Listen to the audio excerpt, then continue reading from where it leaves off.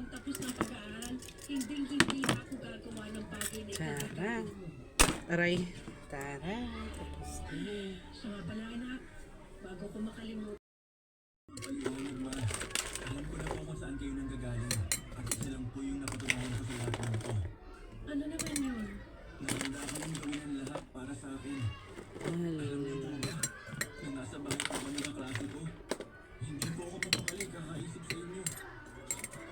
Ma, pasensya na po talaga bukat po. ta, Mari. Ayos lang.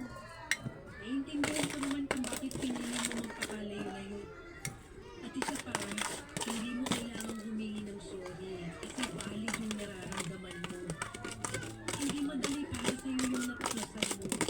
At ang totoo niyan, dapat hindi mo na natuklasan pa yun. Pero anak, lagi mo rin tatandaan na handa akong magpusin ng palihim kung para naman to sa ikabubuti mo. Pangako po na hindi ko na kayo pagsasalitaan ng masama. Pero may isang bagay lang po sana akong hihingin sa inyo. Ano yun? Simula sa araw na to, sana po wag na ako panginiman. Pangako yan. At ito ang isa pang ipapangako ko sa iyo. Simula ngayon, mamumuhay na tayo ng marangal at kahit hindi ako nakapagtapos ng pag-aaral, hindi na ako gagawa ng bagay na Tara. ikagagawin mo. Aray. Tara. Tapos na.